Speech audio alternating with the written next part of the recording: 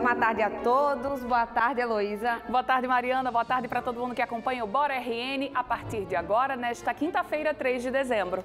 Hoje, 3 de dezembro, é o Dia Internacional das Pessoas com Deficiência. A data foi estabelecida pela Organização das Nações Unidas em 92, com o objetivo de gerar discussões sobre a situação da pessoa com deficiência, seus direitos e necessidades. Vamos aos destaques de hoje. Relatório da Agência Nacional de Águas mostra aumento de 50% da área afetada pela seca aqui no estado. Prefeitura de Caicó recomenda a suspensão de shows e eventos de grande porte como forma de prevenção contra novo surto de casos de Covid-19. Justiça Federal suspende reintegração de posse de prédio da UFRN ocupado por famílias no bairro da Ribeira. Ministério da Educação revoga a portaria que pedia volta das aulas presenciais em instituições federais já no próximo mês.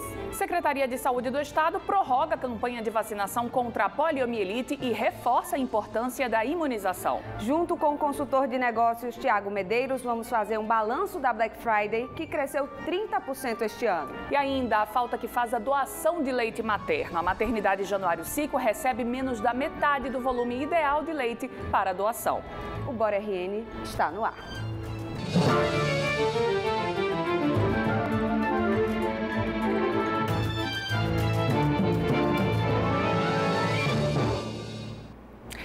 Boa tarde a todos. Olha, um relatório da ANA, Agência Nacional de Águas, Mariana, revela que entre os meses de setembro e outubro deste ano aumentou a área aqui do Rio Grande do Norte considerada seca. Mesmo apesar desse dado aí, o ano de 2020 vem sendo considerado generoso se a gente comparar com anos anteriores. O mapa do monitor da seca de outubro registrou um crescimento de 50% da área com seca no Rio Grande do Norte. Em setembro, o mapa estava assim. O amarelo significa seca fraca. O que não está pintado representa a área que não tem seca.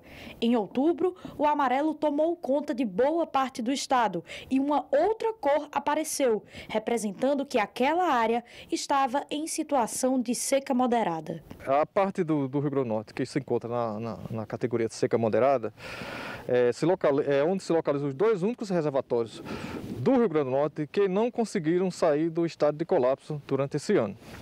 Então, apesar de nós termos no ano de 2020 o melhor ano de chuvas desde 2012, aquela seca extrema, esses dois reservatórios não conseguiram receber recarga nenhuma.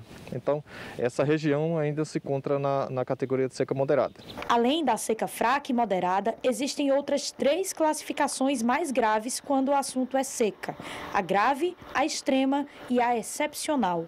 Nos mapas, o avanço da gravidade é representado pela cor vermelha. O monitor de seca ele é caracterizado na classificação da seca em função dos seus impactos. Então, a gente tem seca fraca, seca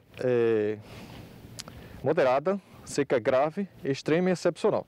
O Rio Grande do Norte, no momento, só tem uma pequena área de seca moderada na região da Borborema-Potiguar, e o restante do estado se encontra na seca fraca, excluindo a parte do litoral que está sem seca.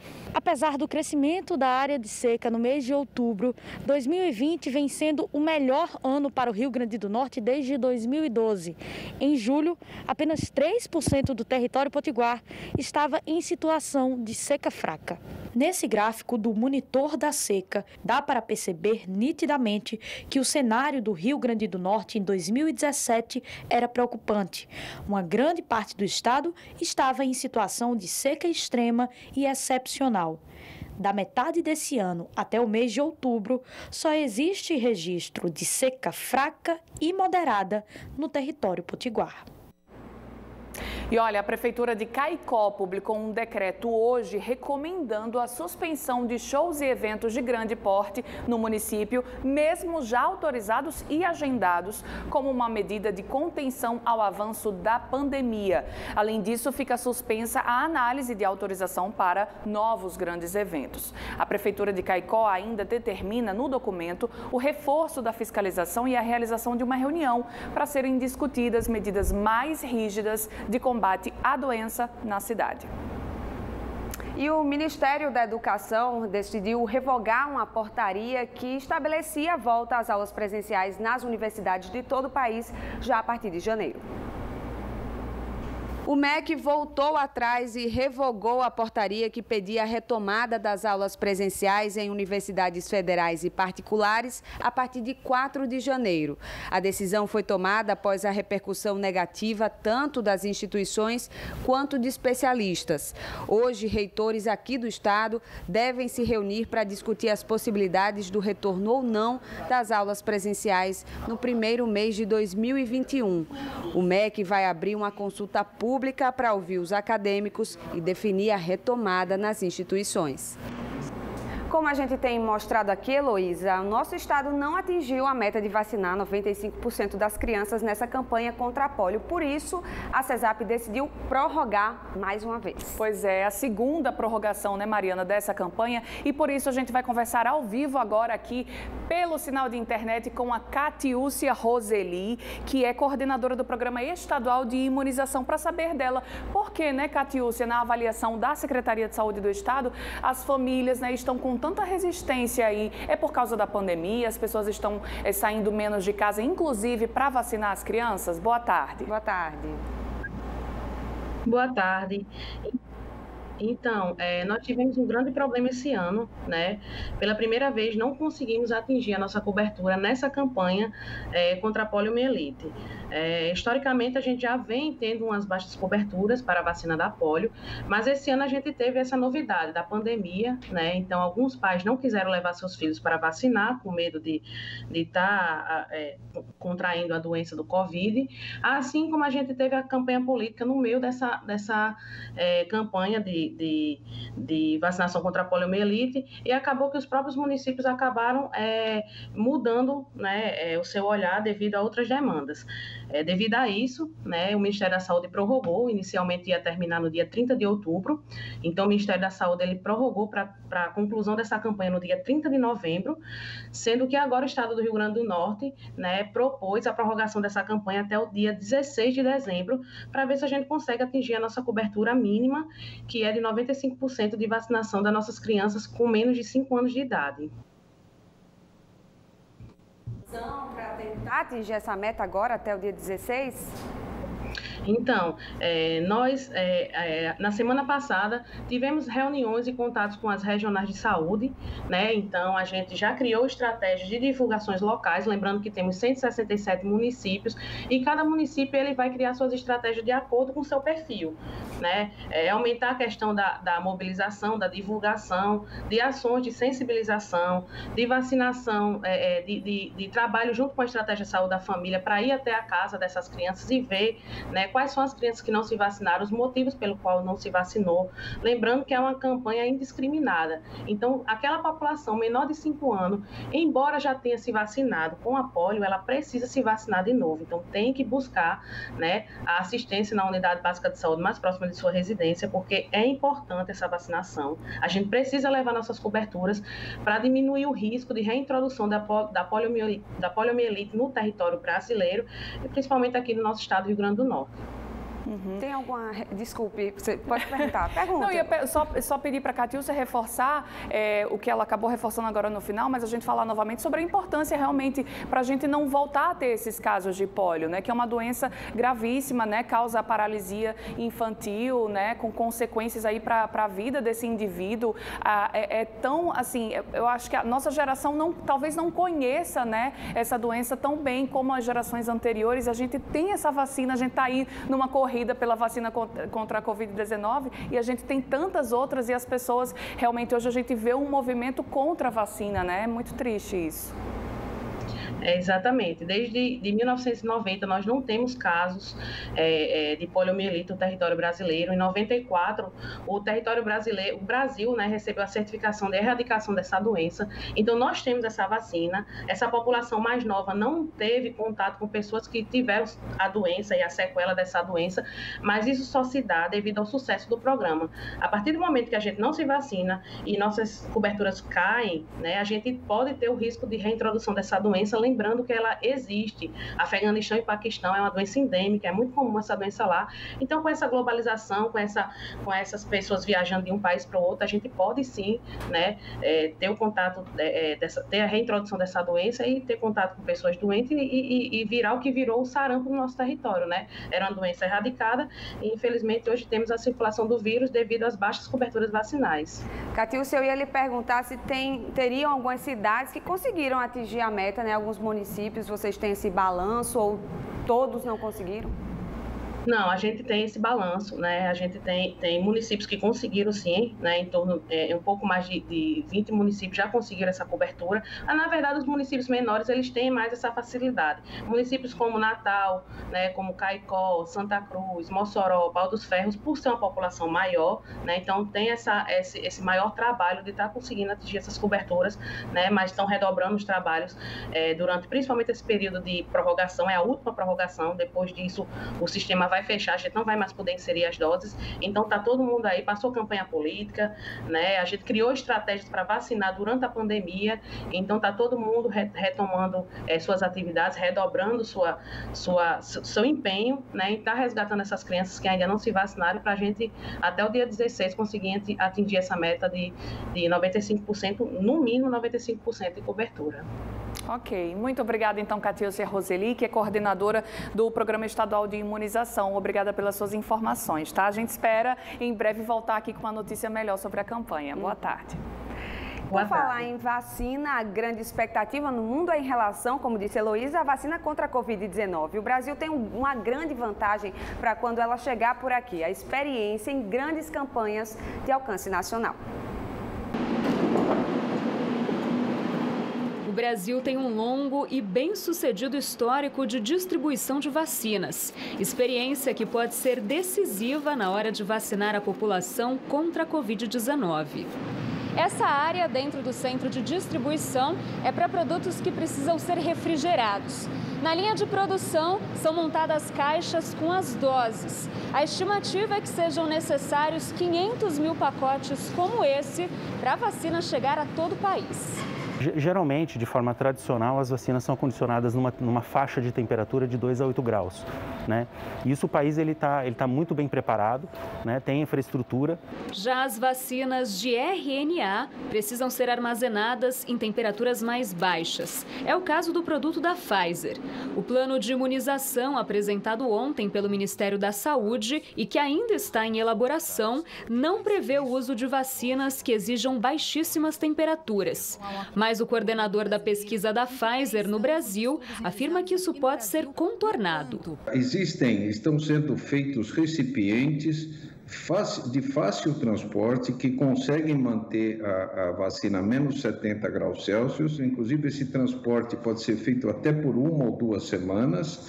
E a vacina depois pode ser colocada no refrigerador, na temperatura do refrigerador, por vários dias, por pelo menos aí 5, 6 dias. O documento divulgado pelo governo federal cita acordos e conversas com representantes de várias vacinas, mas não menciona a Coronavac. O imunizante do Butantan está na 3ª fase de testes e deve ter a sua eficácia divulgada nos próximos dias.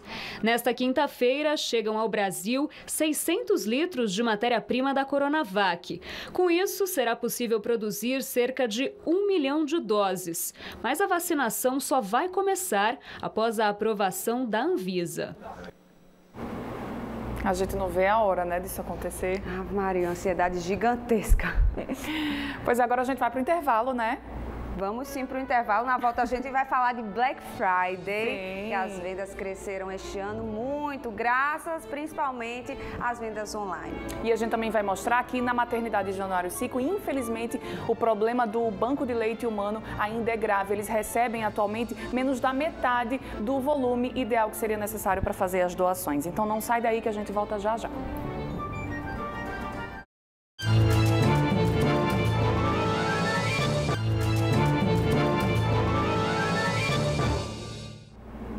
voltando, e vocês devem lembrar que a gente mostrou ontem aqui no Bora RN, não foi, Mari? Aquele prédio onde funcionava uma antiga faculdade de Direito na Ribeira, que está sendo ocupado por cerca de 60 famílias. A Justiça Federal tinha determinado a saída dessas pessoas de lá, a reintegração de posse. Mas ontem parece que voltou atrás, né? Voltou atrás ontem, inclusive Vanessa Camilo trouxe esses detalhes para a gente e agora ela atualiza justamente essa situação. Boa tarde, Vanessa. Boa tarde. Boa tarde, Elô. Boa tarde, Mari. Todos que noite da Justiça Federal, a mesma juíza, a doutora Gisele Leite, da 4ª Vara da Justiça Federal, e ela suspende, na verdade, por um tempo indeterminado, essa ordem de desocupação do imóvel. Na verdade, a Justiça deu um prazo para que a Defesa Civil apresente em 72 horas o laudo daquela vistoria técnica que eu comentei com vocês ontem, que foi feita na terça-feira. A Defesa Civil tinha 24 horas para fazer a vistoria e enviar esse relatório. Mas aí, essa vistoria entrou pela noite na terça-feira e o governo do estado pediu uma ampliação do prazo à Justiça Federal. Essa ampliação foi concedida, eles agora têm 72 horas para fechar essas informações e enviar o laudo dessa vistoria técnica que foi feita nessa terça-feira. O que foi que a juíza concluiu? Se a própria Defesa Civil Estadual está pedindo uma ampliação no prazo, não existe, então, uma necessidade imediata de evacuar esse imóvel. Então, por isso, a Justiça também definiu que a ordem para sair do imóvel estaria condicionada, então, à entrega e à apreciação desse relatório da vistoria técnica. Essa decisão de ontem à noite, Mari e Elô, ela, na verdade, responde a um pedido da Defesa Civil de ampliação de prazo e também um pedido dos advogados do movimento de luta, bairros e vilas e favelas, um movimento que representa essas 60 famílias. Os advogados entraram com um pedido para suspensão dessa ordem de despejo, basicamente, alegando que os técnicos que acompanham o movimento, que são profissionais de arquitetura e urbanismo da Universidade Federal do Rio Grande do Norte, não constataram perigo imediato. Então, a decisão de ontem à noite da juíza Gisele Leite responde essas duas questões, ao pedido de ampliação do prazo da Defesa Civil Estadual e também o pedido da própria defesa do movimento que representa essas famílias. Eu conversei agora há pouco por telefone com um dos coordenadores do movimento, do MLB, e ele me disse que ainda não recebeu nenhuma notificação oficial. O oficial de justiça ainda não chegou lá para dizer para eles que a ordem de desapropriação está suspensa. Então, esse prazo aí das 72 horas, ele vale para a Defesa Civil e a gente vai continuar acompanhando para saber se esse relatório chegou ou não nas mãos da Justiça e como fica esse prazo.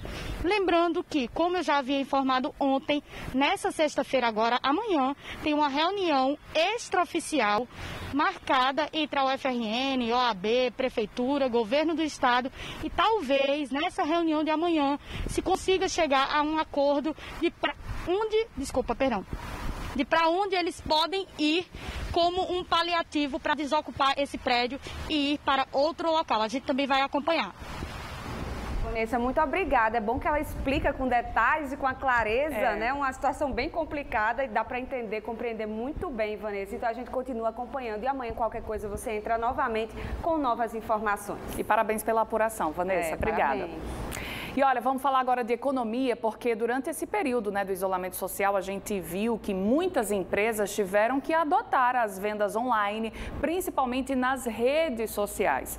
Mas esse modelo também exige alguns cuidados específicos. Os anúncios, por exemplo, precisam ter todas as informações. As redes sociais viraram vitrines para produtos e serviços e com a pandemia, mais lojas adotaram essa prática de anunciar nas plataformas online. Mas vender na internet também tem regras a serem seguidas. Assim como nas vitrines das lojas físicas, onde os produtos exibidos têm informações de preços, nas lojas virtuais não é diferente. Todo produto anunciado deve conter informações de valores e formas de pagamento. Além disso, as publicações devem conter informações sobre as características do produto ou serviço que está sendo oferecido, o valor do frete, se houver, canais de atendimento e possibilidade de troca. E não é somente para facilitar a venda ou a comunicação com o cliente. Estas informações são obrigatórias e estão previstas em lei. A estratégia de redirecionar o cliente para solicitar o preço em box, por exemplo, é ilegal. Isso está completamente contrário ao que a legislação determina. O consumidor tem que ter acesso ao preço no primeiro momento. Nós entendemos que é uma publicidade enganosa por omissão, dificultando o acesso ao preço. Em produtos e vendas, a Black Friday este ano teve um crescimento bom, de uns 30%, muito graças a justamente às vendas online que ganharam força durante a pandemia. Pois é, e quem vai nos ajudar aqui a fazer essa análise de como foi a Black Friday 2020 é o nosso consultor de negócios, parceiro aqui do Bora RN, Tiago Medeiros. Tiago, muito boa tarde para você. A Black Friday desse ano movimentou aí, segundo as pesquisas, cerca de 7 bilhões de reais e a maior parte desse volume de dinheiro foi no e-commerce, né, nas vendas virtuais. Boa tarde para você. Boa tarde. Boa tarde. Para vocês verem como uma dificuldade que a gente viveu no país proporcionou crescimento em segmentos que a gente nem esperava, né? Muitos negócios que não faziam vendas online aderiram às vendas online e muitas pessoas que não compravam online também passaram a fazer esse tipo de compra. E a gente conseguiu, num momento que todo mundo esperava uma queda, ter um crescimento surpreendente, né? É porque não tinha saída mesmo, né? Muitas pessoas ou compravam no online ou não teriam como comprar por causa justamente ou de ser grupo de risco ou pela impossibilidade realmente de ir até essa loja e fazer essa compra. Então, para muitos, não foi uma opção, mas era a única alternativa, né, de fazer compras. Exatamente. E isso fez com que as pessoas se adaptassem a essa realidade e conhecessem os comércios, né? Como eu falei. A gente viu muitas empresas que tiveram que se adaptar e criar produtos. A gente viu o delivery tendo um crescimento significativo nesse período e as pessoas conseguindo atender a sua demanda com isso, né? A gente tem que ver agora como vai ser o Natal. A expectativa é que com o Natal a gente não tenha um crescimento tão grande fisicamente como as pessoas gostam e a esperança é que a gente tenha um crescimento no online mais uma vez, né? Antes da gente aprofundar mais sobre o Natal, Tiago, você que é consultor de várias empresas aqui em Natal, percebeu, não só dessas, mas no geral, que elas também puderam ter fechado as portas durante a pandemia, não conseguiram sustentar esse espaço físico, e isso também ajudou a migrar para o online e se manter, e essas vendas também foram impulsionadas por esse aumento dessas lojas virtuais? A gente teve muitos clientes que tiveram crescimentos significativos porque eles conseguiram se adaptar ao meio. O produto que eles entregavam, eles encontraram formas de entregar no online e muitas vezes até com a qualidade e até uma escalabilidade melhor que consequentemente diminuiu o preço e eles atingiam mais pessoas. Então a gente teve vários clientes de ramos, tanto de serviços como produtos, que conseguiram ter um bom crescimento. O que eu costumo dizer é que os que tiveram a mente mais aberta, tiveram esse jogo de cintura de se adaptar nesse momento, que isso é empreender, conseguiram ter resultados significativos e ter um crescimento, não só no negócio, como pessoal também. Tiago, Manu, confirma para mim se o nosso áudio, eu deixei de ouvir ele no finalzinho. O áudio dele tá ok ou não? Tá ok?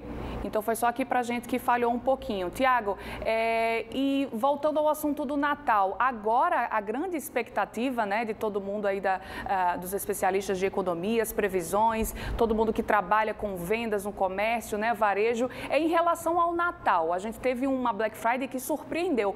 30% de aumento de vendas em relação a 2019 é realmente um número incrível, ainda mais que durante todo este ano de 2020 a gente teve perdas, né, as datas comemorativas que normalmente têm um incremento ali de 5%, 6% em relação ao ano anterior, não tiveram. E aí a gente vem com uma Black Friday muito forte, muito puxado pelas promoções e pelo online. E o Natal, em que é tão offline, né? As pessoas participam de amigos secretos, gostam de presentear pessoas até mais velhas, né? Que talvez não tenham essa afinidade com a tecnologia. Qual é a sua expectativa, hein? A gente vai ter um Natal mais online ou mais offline? Ou o que vocês estão imaginando, prevendo? Então, o Natal é uma data muito emoções, né? E as pessoas, nós tivemos um ano muito devastador para alguns e é um momento da gente tentar suprir isso com presentes e tudo. Eu tenho uma expectativa muito boa de que as pessoas vão se adaptar a esse meio, de conseguir atingir essa necessidade e da forma online, porque eu vejo clientes da gente que não estavam muito ligados à tecnologia e pediam ajuda aos filhos, pediam orientação para a gente de como botar o seu produto à venda e comprar. Então, eu acredito que a gente pode ter muitas surpresas boas nesse momento, apesar da Black Friday já ter sido compras para o Natal para algumas pessoas. Mas a expectativa, acredito que seja boa. A gente tem que sempre estar otimista, né? Com certeza. Tomara, então, que continuem essas vendas e que o povo consiga pagar essas contas, né, Heloísa? Os boletos vão começar a chegar. Começar o ano aí nos débitos não é muito bom, não. Obrigada, viu, Tiago, pela sua participação. Até a próxima semana. Então, a gente vai ficar devendo, né? Estendemos um pouco mais a entrevista aqui com o Tiago e não vai dar tempo de exibir hoje a matéria sobre o banco de leite materno da maternidade Januário Cico, que está bem abaixo do ideal. Amanhã, a gente promete que passa essa reportagem para vocês e quem sabe as mamães aí podem ajudar com doações. Pois é, e amanhã é sexta-feira, né? Então a gente vai sextar aqui com muitas dicas também para o final de semana. Também tem charge de Brum. A gente espera vocês aqui no Bora RN. Até amanhã. Até lá.